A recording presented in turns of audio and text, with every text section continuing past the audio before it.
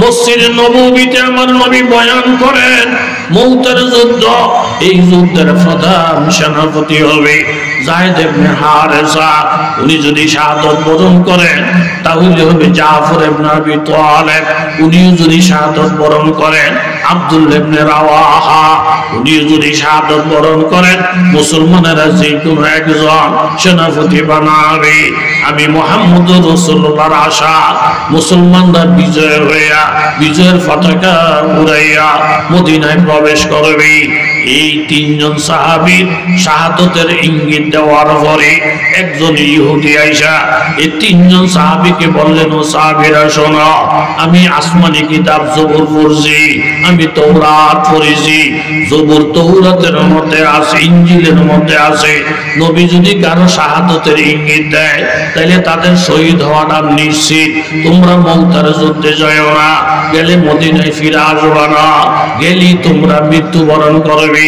তিনজন সাহাবী পঙ্গপালের মতো লাফাইয়া উঠলেন, ইহুদির বাচ্চা দূরে সরে যা, আমাদেরকে মৌতের ভয় দেখাইয়া দিনের কর্ম থেকে দূরে সরিয়ে রাখা যাবে না।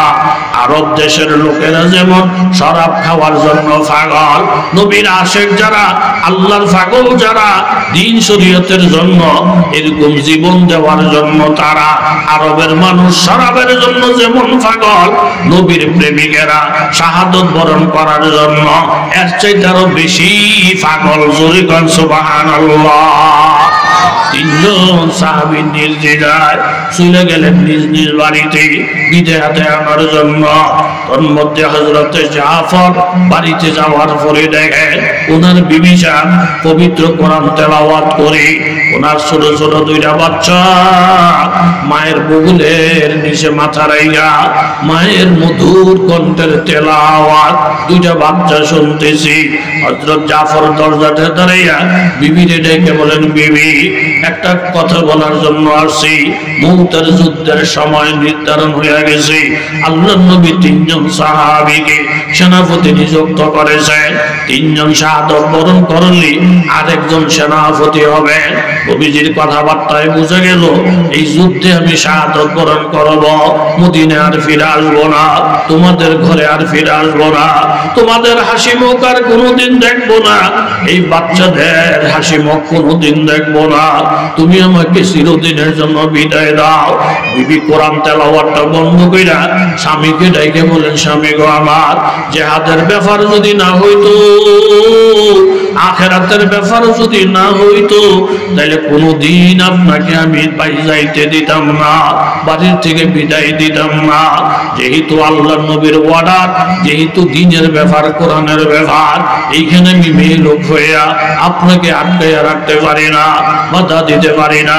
স্বামী, আপনার কাছে আমার একটা অনুরোধ, আপনি অল্প সময়ের জন্য ঘরের ভিতরে ঢুকেন। আপনি যদি ঘরটার ভিতরে ঢুকেন তাহলে আমি আপনার দিকে তাকাইয়া হাসি মুখে একটা কথা বলবো, আপনার গালের মধ্যে দুইটা চুমা দেব, আপনার থেকে আমি হাসি মুখে চিরদিনের জন্য বিদায় নেব। আমার দুইটা বাচ্চা আপনার কোলে উঠাইয়া দিব। এই বাচ্চারা এতিম হইয়া যাবে কয়দিন পরে, কোনদিন তারা বাবার এই সুন্দর চেহারা দেখবে না। আপনি দুইটা বাচ্চারে কোলে নিয়ে আদর করে আমার কাছে আমানত রাখবেন। এরপরে আপনাকে আর বাধা দিব না, আপনাকে বিরক্ত করব না, খানা খাইয়া যান এই কথা বলবো না, আর একটু রেস্ট নিয়ে যান এই কথা বলবো না। অল্প সময়ের জন্য গো স্বামী ঘরের ভিতরে প্রবেশ করেন, আমার দিকে একটু তাকান, বাচ্চার দিকে একটু তাকান। হযরত জাফর রাদিয়াল্লাহু আনহু বলেন, বিবি, আরব দেশের মানুষ জানে জাফরের বিবি অনেক সুন্দর, লক্ষ লক্ষ নারীদের মধ্যে তোমার সঙ্গে তুলনা হয় না। আল্লাহ তোমার এত সুন্দরী বানায়া আরবের জমিনে পাঠাইছে গো বিবি। এই মুহূর্তে যদি আমি তোমার ঘরে ঢুকি, তুমি যদি হাসি দিয়ে একটা কথা বলো, তুমি যদি আমার কপালের মধ্যে চুমা খাও, তোমার প্রেমে যদি আমি পড়ে যাই, তোমার ভালোবাসায় যদি আমি ডুববা যাই, দুইটা বাচ্চা আমার কোলের মধ্যে উঠা আব্বা বলে যদি কাইন্দা দেয়, আব্বা বইলা যদি আমার গালে চুমা দেয়, সত্য হইলেও তো বিবি আমি একজন মানুষ। এই বাচ্চাদের ভালোবাসায় পইরা, তোমার প্রেমের মধ্যে পইরা, যে হাতকে যদি আমি ভুলে যাই, আখেরাতকে যদি ভুলে যাই, নবীর কর্ম পালন করতে যদি দেরি করে ফেলাই, তাহলে আল্লাহর কাছে জবাব চলবে না। বিবি আমাকে করে ডাইকো না, আমার ছেলেদেরকে যখন বড় হবে তাদেরকে তুমি হুকুম কইরা মৌতা নামক এলাকায় তালাশ করলে জাফরের কবর তারা পাইবে। আমার বাচ্চাদের কি বইল, বড় হওয়ার পরে সিরিয়ায় যদি তারা সফরে যায়, জাফরের কবরটা যেন জিয়ারত করে। বাবা হাদিস শরীফের মধ্যে আছে, মান যারা কবর আবাওয়াইহি ফি কুল্লি জুমআতিন গুফিরা লাহু মা তাকাদ্দামা মিন যামবিহি। কোন সন্তান যদি জুমার দিন মা বাবার কবর জিয়ারত করে, আমার আল্লাহ তাআলা খুশি হইয়া ওই সন্তানের গত জীবনের সব গুনাহ মাফ করিয়া দেয়। এই জন্য বাবা কত ভাগ্যওয়ালা আপনারা, পুকুরের পাড়ে আপনার বাবার কবর আছে, কবরস্থানে আপনার মার কবর আছে। এরকম বিশেষ করে ঢাকা শহরে যারা মার কবর কোথায় ঠিকানা নাই, বাবার কবর কোথায় ঠিকানা নাই, আজমপুর কবরস্থানে দাফন করলে 1 মাস পরে কবর ভাঙ্গা ফেলে এই জায়গার মধ্যে আরেকজনের কবর দেওয়া হয়। কিন্তু আপনাদের তো জানা আছে, এই জায়গায় আমার মায়ের কবর, এই জায়গায় আমার বাবার কবর।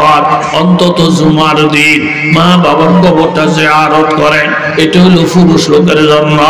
মেয়ে লোক কবর জিয়ারত করবে না, মেয়ে লোক কবরের কাছেও যাবে না। তারা দূর থেকে নিয়ত করবে, দূর থেকে দোয়া দরুদ করবে। যেই সন্তান মা বাবার কবর জুমার দিন জিয়ারত করে, আমার আল্লাহ তাআলা খুশি হইয়া ওই সন্তানের কত জীবনের সব গুনাহ মাফ কইরা দেয়। ইন্নাল্লাযিনা জাহাদু ফিনা, আল্লাহ বলেন আমাকে পাওয়ার জন্য যারা মুজাহাদা করে, মেহনত করে, চেষ্টা করে, তালাশ করে, লা নাহদিয়ান্নাহুম সুবুলানা, আমি তাদের জন্য অনেক রাস্তা খুলে দেই।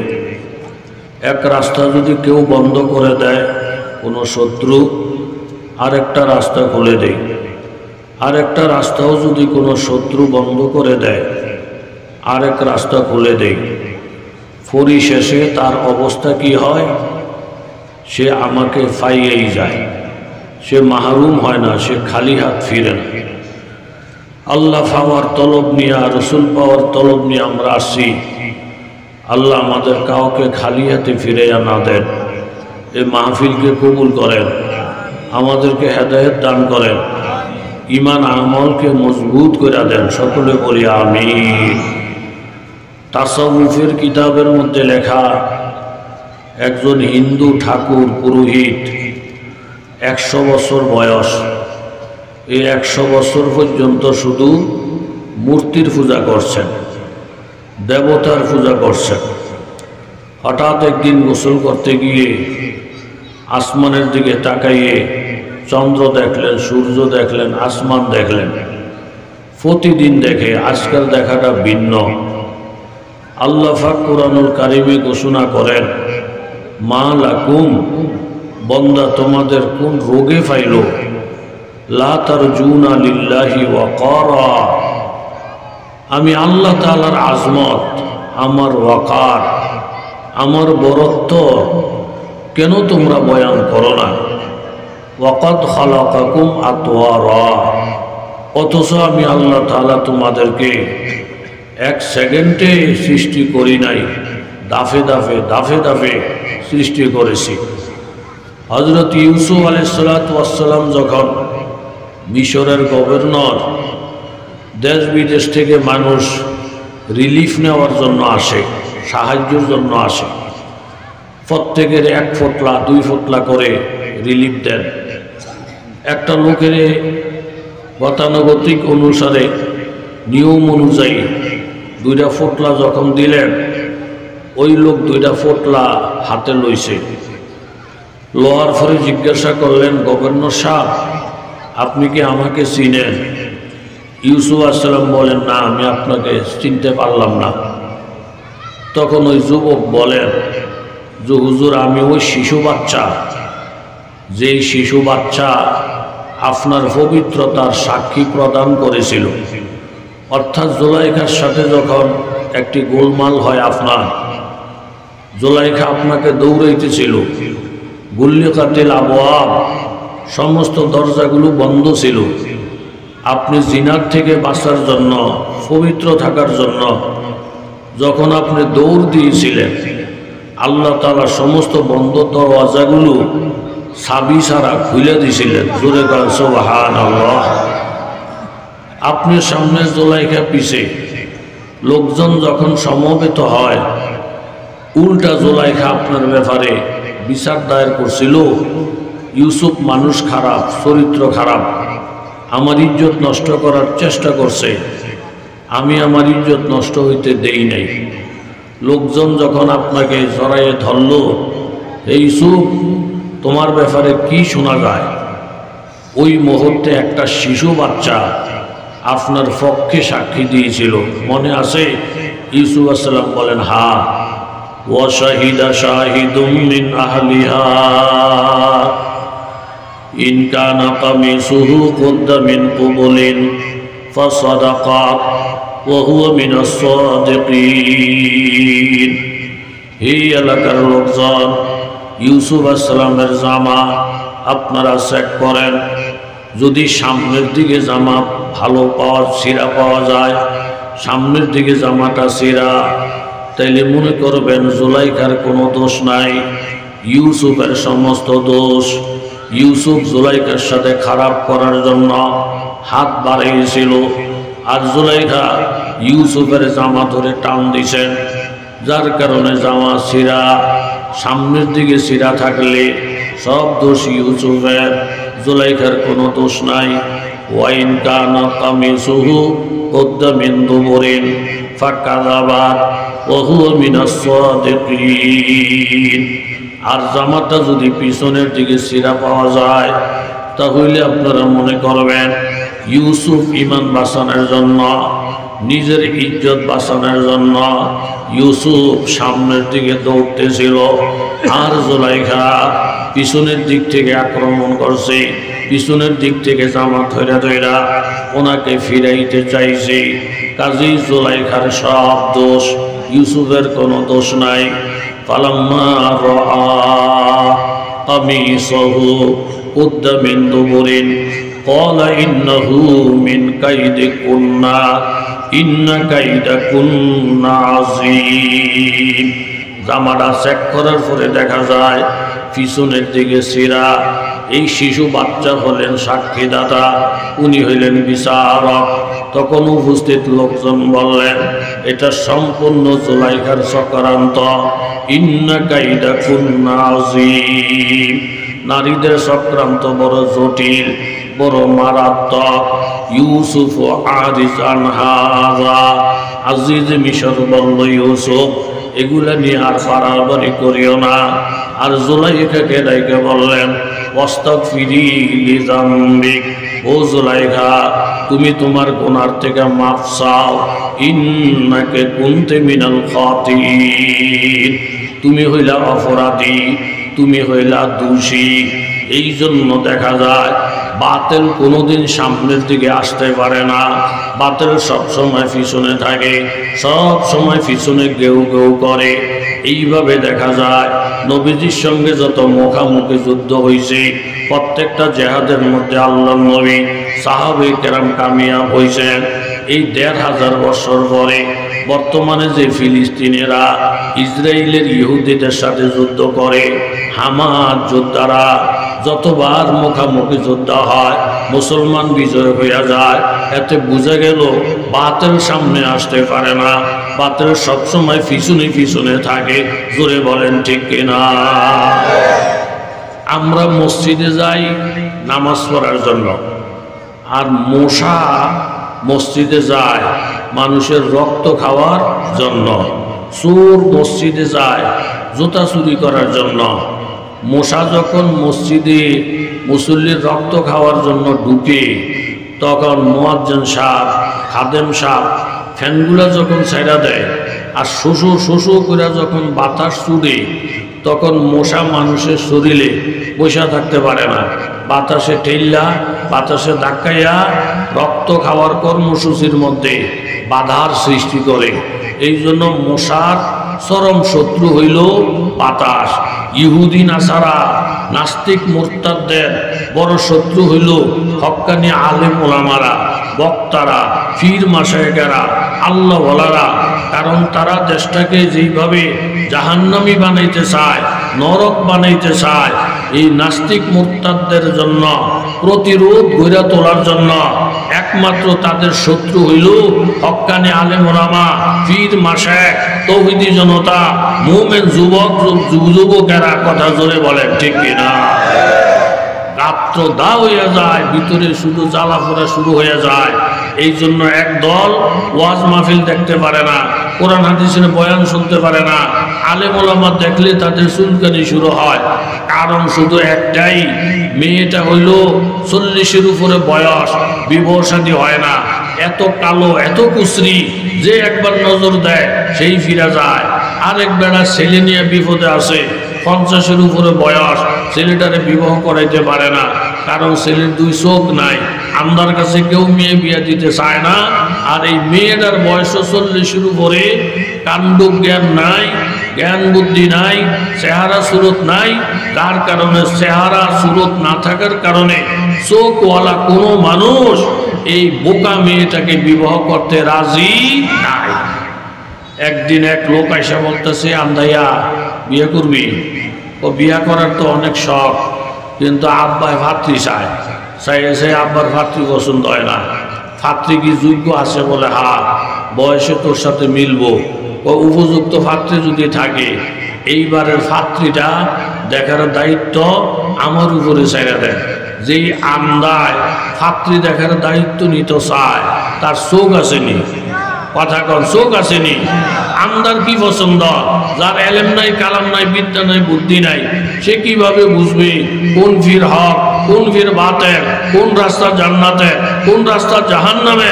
এটা বুঝার জন্য কোরআন হাদিসের এলেম লাগবে, চোখ লাগবে। কথা বলেন ঠিক কিনা? এইবার আমদা ফাত্রিগো বাড়িতে গিয়া একটা নজর দিয়েই ঘোষণা করছে, হা ফাত্রী আমার পছন্দ, শ্বশুর শাশুড়িও পছন্দ, ফাত্রিগো বাড়ি ঘরও পছন্দ।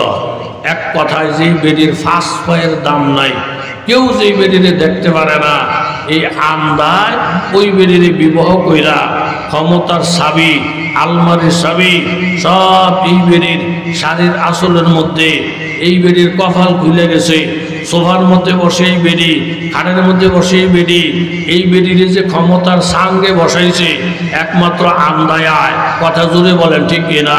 ভালো মানুষ তারে ভোট দেয় নাই, ভালো মানুষ তারে ক্ষমতায় বসায় নাই, ভালো মানুষ তারে সোফায় বসার সুযোগ দেয় নাই। যেই লোকটায় তারে সোফায় বসার সুযোগ দিছে, নিজের বউ বানাইয়া, বিবি বানাইয়া ঘরের মধ্যে এরকম ভাবে খাটের আসন সাজাইছে, যেই লোকটা তারে সোফায় বসার সুযোগ দিল, এই লোকটার 2 চোখের 1 চোখও নাই। কথা বলেন ঠিক কিনা? এখন বেরি ফাঁক দিয়া বড় ইজ্জতের আসনে বসছে। এটার জন্য সবচেয়ে বড় অবদান এ আমদার। হঠাৎ করে একদিন রাস্তায় মাইকিং হইতেছে, যেই লোকে চোখে কম দেখেন বা মোটেই দেখেন না, আপনাদের চোখের চিকিৎসার জন্য কচুয়াতে চোখের বড় বড় ডাক্তারের আগমন হইতেছে। আপনারা সেখানে গেলে টাকা লাগবে না, পয়সা লাগবে না, ফ্রি চিকিৎসা পাবেন। এটা শুই না আমদায় বলতেছে, ম্যাডাম আমার জামা কাপড়গুলো ধুয়ে দাও, আমি কচুয়া বাজারে গিয়া চোখের ডাক্তার দেখাবো। চোখের ডাক্তারের কথাটা শুই না, বেডির কলিজে আর পানি নাই। বেডির ভিতরে সাক্ষী দিয়া ফেলছে যে এই মুহূর্তে যদি আমার আমদা স্বামী চোখের ডাক্তারের কাছে যায় আর চিকিৎসা কইরা চোখ দুইটা যদি ভালো হইয়া যায়, আর এই ভালো চোখ দিয়ে যদি আমার এই হোয়াদের চেহারাটা দেখে, বউ হিসাবে রাখা তো দূরের কথা, এমপি হিসাবে রাখা তো দূরের কথা, প্রধানমন্ত্রী হিসাবে রাখা তো দূরের কথা, বিচারক হিসাবে রাখা তো দূরের কথা, একটা লাথি দিয়া প্রথম সোফার থেকে ফালাবে, এরপরে খাটের থেকে ফালাবে, 14টা তালাক দিয়া আমাকে এই বাড়ির থেকে দৌড়াবে। কাজে যেই কোনো অবস্থাতেই হোক চোখের ডাক্তারের বদনাম গাইয়া যেন আমার স্বামী কোনো অবস্থাতে চোখের ডাক্তারের কাছে যাইতে না পারে। বেডি নিজের স্বার্থটা ঠিক রাখার জন্য, ক্ষমতা ঠিক রাখার জন্য চোখের ডাক্তারের বদনাম আরম্ভ করছে। কথা জোরে বলেন ঠিক কিনা? وقال الذين كفروا لا تسمعوا لهذا القرآن والغوا فيه لعلكم تغلبون। কাফের মুশরিকেরা জানে ইহুদির দল, নাসারার দল, মুশরিকের দল এগুলো সব হলো আন্ধা। আমার নবীকে চিনার মতো চোখ নাই, কোরআন চিনার মতো চোখ নাই, সাহাবায়ে কেরাম চিনার মতো চোখ নাই। কাফের মুশরিকেরা জানে আমরা বর্তমানে যে ইজ্জতের আসনের মধ্যে আছি, আবু জাহেলকে সবাই নেতা মানে, আবু লাহাবকে সবাই নেতা মানে, উতবা সাহেবাকে সবাই নেতা মানে। এই অন্ধ অন্ধ লোকগুলা মুহাম্মদের দরবারে গেলে পবিত্র কোরআনের বাণী যখন শুনবি, আল্লাহ নবীর সোহবতে যখন যাবে, তখন তাদের চোখ ভালো হয়ে যাবে। এই ভালো ভালো চক্ষু দিয়া যখন তারা নজর করবে, কাফের মুশরিক তাদের পছন্দ হবে না, বেঈমান তাদের পছন্দ হবে না, নবীর দুশমন তাদের পছন্দ হবে না, আল্লাহর দুশমন তাদের পছন্দ হবে না। কাজে যে কোনো অবস্থাতে হোক না কেন এই কাফের মুশরিকদেরকে অন্ধ রাখার জন্য তাদেরকে অন্ধ রাখতে হবে। ওয়াকাল আল্লাযীনা কাফারু লা তাসমাউ লিহাযাল কুরআন, খবরদার তোমরা এই কোরআন শুনিও না। ওয়ালগাউ ফী, কোরআনের মজলিস যেখানে দেখবা সেখানে গোলমাল লাগাইয়া দিবা। লাআল্লাকুম তাগলিবুন, কোরআন যতদিন সমাজে না আসবে, কোরআনের তেলাওয়াত সমাজে না আসবে, ততদিন তোমরা বিজয় হইতে পারবা। আর কোরআন যদি ঘরে ঘরে চলে যায়, কোরআন যদি সমাজে সমাজে চলে যায়, কোরআন যদি ব্যক্তির কাছে চলে যায়, তাইলে কাফের মুশরিকের দিন শেষ, বেঈমানের দিন শেষ, নাস্তিক মুরতাদের দিন শেষ। জোরে বলেন ঠিক কিনা? তাইলে ওই কালা কুসরি বেডি নিজের অন্ধ স্বামীকে ডাক্তারের কাছে যাইতে দেয় না, কারণ ডাক্তারের কাছে গিয়া চোখ যদি ভালো হইয়া যায় তাহলে তার কপালের মধ্যে ফিসার বাড়ি ছাড়া রাজুক্তি নাই, শেয়ার নাই, ক্ষমতা নাই। এই জন্য আল্লাহ তাআলা বলেন উতলু মা ওহিয়া ইলাইকা মিনাল কিতাব, ও অন্ধ বান্দারা, অন্ধ উম্মতেরা, তোমরা কোরআন বেশি বেশি পড়ো, আল্লাহ ওয়ালাদের কাছে বেশি বেশি যাও, আল্লাহর নবীর কাছে বেশি বেশি যাও। আল্লাহ ওয়ালাদের কাছে গেলে তোমাদের চোখ খুলে যাবে, অন্ধত্ব দূর হয়ে যাবে। আল্লাহর নবীর একটু সোহবত পাইলে তোমাদের জীবনের সব ভুলগুলা, ত্রুটিগুলা মুহূর্তের মধ্যে উন্মোচিত হইয়া তোমরা সত্যি আল্লাহ ওয়ালা হইতে পারবে। জোরে বলেন ঠিক কিনা? একজন যুবক সাহাবী বিবাহের উপযুক্ত, পাশের গ্রামের একজন যুবতী সাহাবিয়া, উনিও বিবাহের উপযুক্ত। এই যুবক সাহাবী ভিতরে ভিতরে ওই যুবতীকে ভালোবাসে, কোনোদিন তার সামনে পড়ে না, কোনোদিন শরীয়ত বিরোধী বেপরদায় চলে না। গোপনে গোপনে আল্লাহর কাছে দোয়া করে, আল্লাহ আমি শুনছি উত্তর পাড়া একজন যুবতী মহিলা সাহাবিয়া অনেক দিনদার পরেজগার, অনেক বড় আল্লাহওয়ালা, তাকে আমার বিবি বানাইয়া দাও। আবার যুবতীও আল্লাহর কাছে কান্দে, আল্লাহ দক্ষিণ পাড়া একজন যুবক আল্লাহর নবীর সাহাবী, দেখায় শোনায় বড় সুন্দর, অনেক বড় দিনদার, অনেক বড় আল্লাহওয়ালা, ওনাকে আমার স্বামী বানাইয়া দেন। ইযা সাআলতা ফাসআলিল্লাহ ওয়া ইযা ইসতাআনতা ফাসতাইন বিল্লাহ, চাইলে আল্লাহর কাছে চাও, সাহায্য চাইলে আল্লাহর কাছে চাও। দুইজনই সাহায্য চাইতেছে। জোরে বলেন কার কাছে?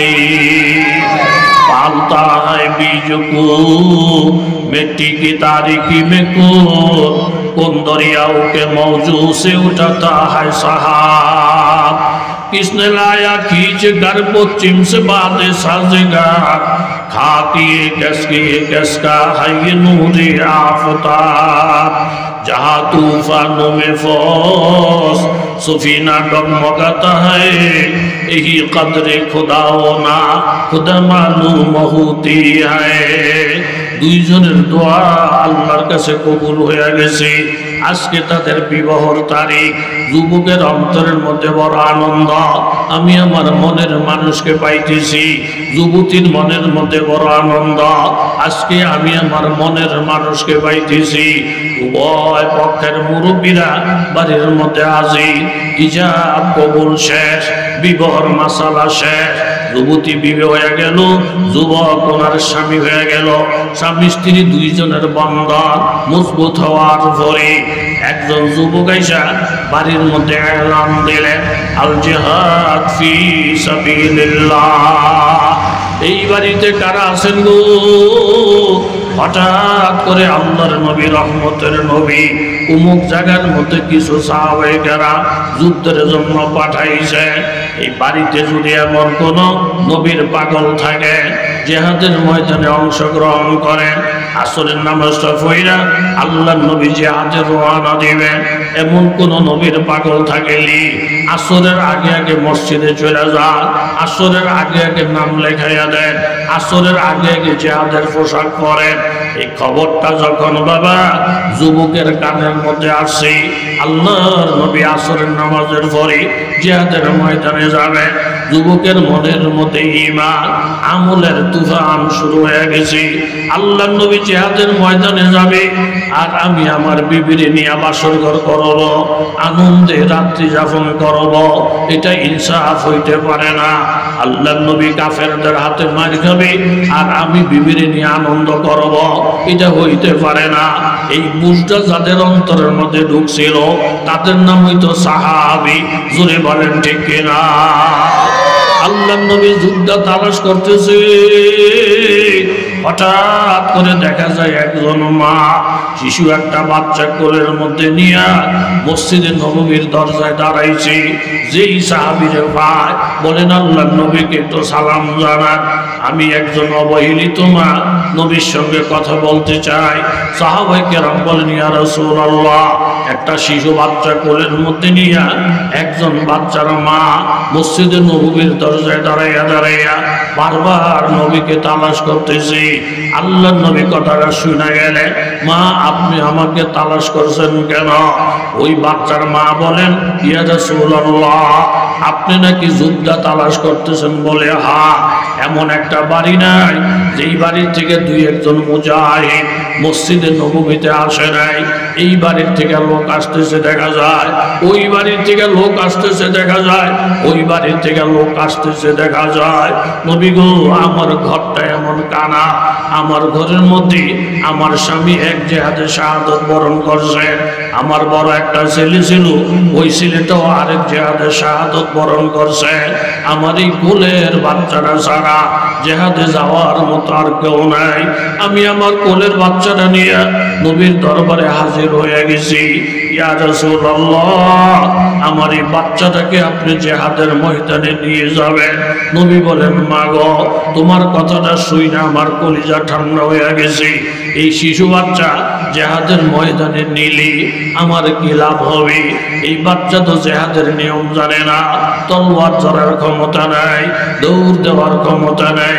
এই বাচ্চা দুধের বাচ্চা, একটু পরে মা বলা চিৎকার দিবে, একটু পরে আব্বা বলে কান্দা দিবে।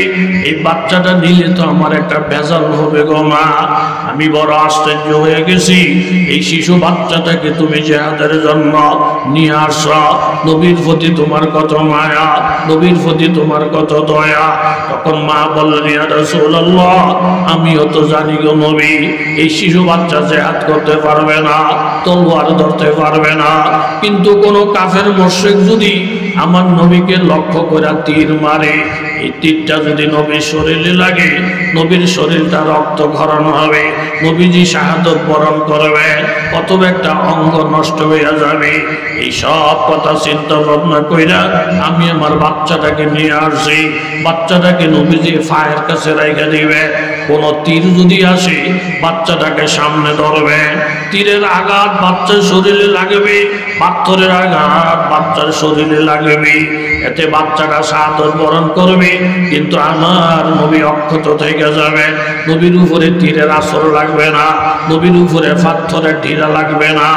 আমার একটা বাচ্চা শহীদ হয়ে গেলে, সারাটা শরীর রক্তাক্ত হয়ে গেলে, বিনিময়ে যদি আল্লাহ নবী বাচ্চা যায়, এমন হাজারো সন্তানের বিনিময়ে আল্লাহ নবীকে অক্ষত রাখতে পারলে বাচ্চার মা হওয়া আমার জন্য ভালো হবে, বাচ্চার মা হওয়া আমার জন্য সার্থক হবে। ইয়া রাসূলুল্লাহ, আপনাকে নিরাপদ রাখার জন্য আমি আমার কলিজার টুকরা বাচ্চাটাকে আল্লাহ নবীর হাতে হাওয়ালা করতে চাই।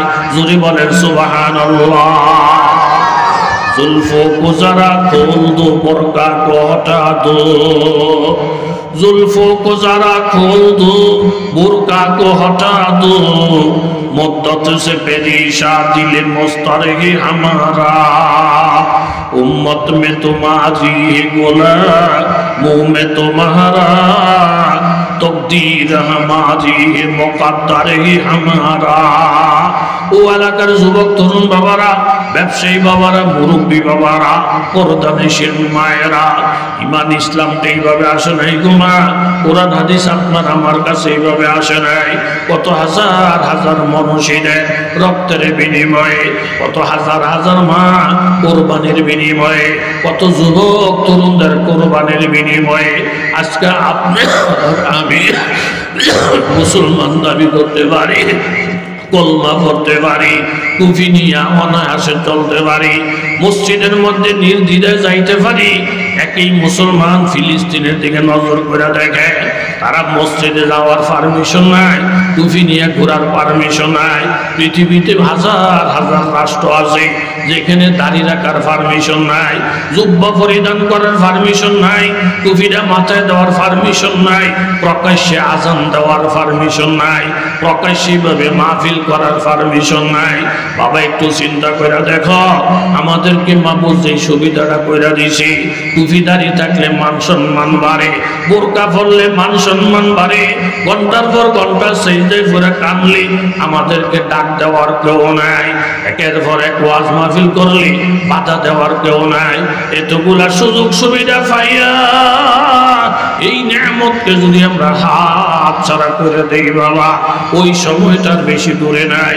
ইচ্ছা করলো দাড়ি রাখা যাবে না, ইচ্ছা করলো টুপি পরা যাবে না, ইচ্ছা করলে ওয়াজ মাহফিলে বসা যাবে না, ইচ্ছা করলো দলবদ্ধ মসজিদে যাওয়া যাবে না।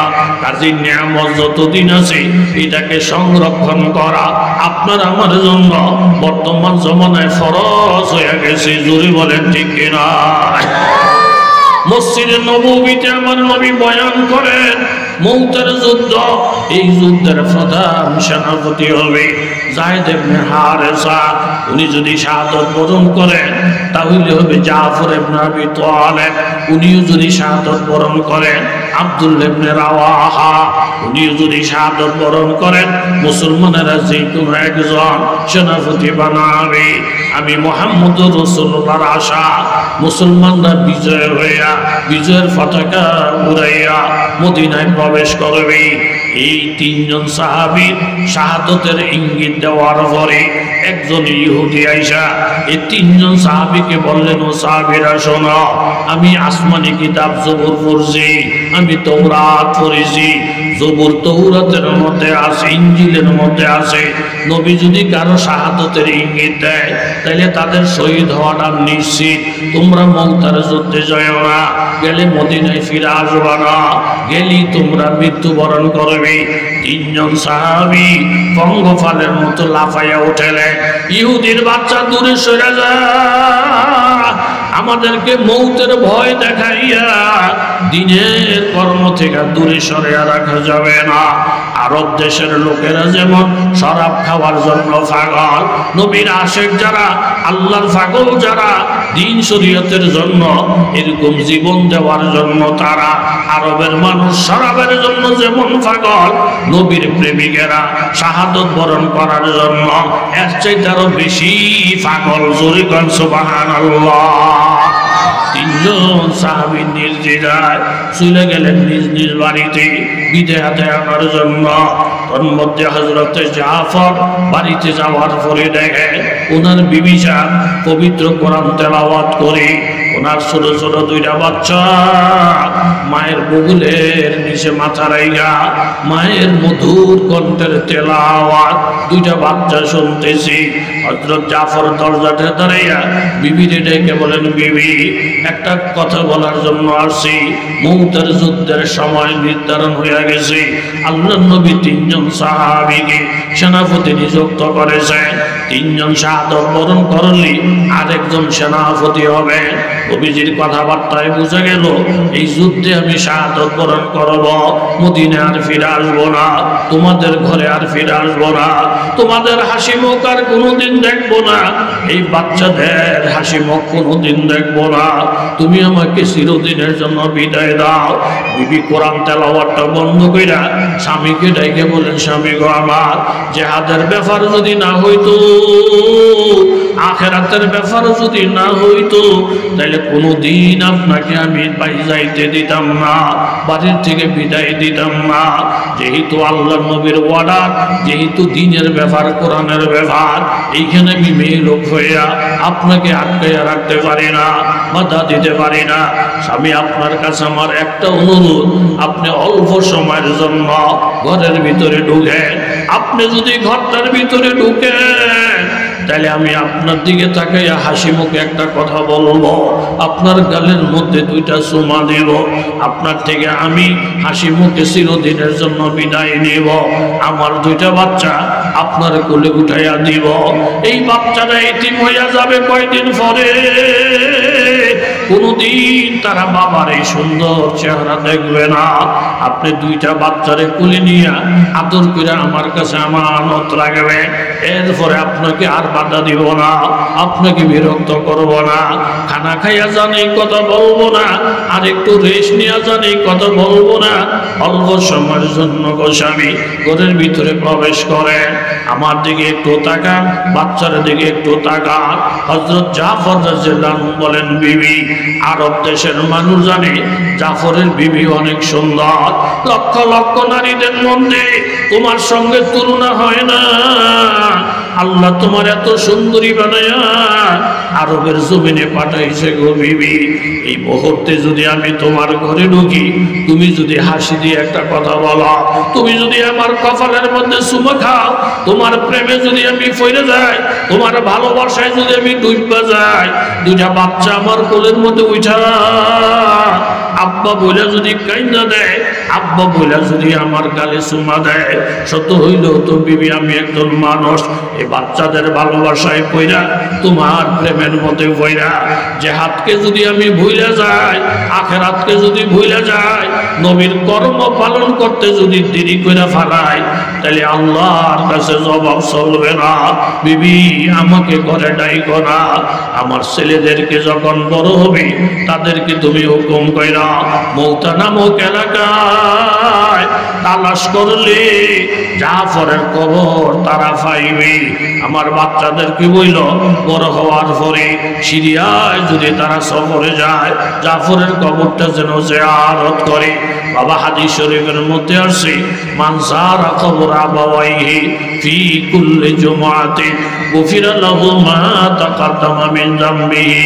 কোন সন্তান যদি জুমার দিন মা বাবার কবর জিয়ারত করে, আমার আল্লাহ তাআলা খুশি হইয়া ওই সন্তানের গত জীবনের সব গুনাহ মাফ করিয়া দেয়। এই জন্য বাবা কত ভাগ্যওয়ালা আপনারা, পুকুরের পাড়ে আপনার বাবার কবর আছে, কবরস্থানে আপনার মার কবর আছে। এরকম বিশেষ করে ঢাকা শহরে যারা মার কবর কোথায় ঠিকানা নাই, বাবার কবর কোথায় ঠিকানা নাই, আজমপুর কবরস্থানে দাফন করলে 1 মাস পরে কবর ভাঙিয়ে ফেলে, এই জায়গার মধ্যে আরেকজনের কবর দেওয়া হয়। কিন্তু আপনাদের তো জানা আছে এই জায়গায় আমার মায়ের কবর, এই জায়গায় আমার বাবার কবর। অন্তত জুমার দিন মা বাবার কবরটা জিয়ারত করেন। এটা হলো পুরুষ লোকের জন্য। মেয়ে লোক কবর জিয়ারত করবে না, মেয়ে লোক কবরের কাছেও যাবে না। তারা দূর থেকে নিয়ত করবে, দূর থেকে দোয়া দরুদ করবে। যেই সন্তান মা বাবার কবর জুমার দিন জিয়ারত করে, আমার আল্লাহ তাআলা খুশি হইয়া ওই সন্তানের গত জীবনের সব গুনাহ মাফ কইরা দেয়।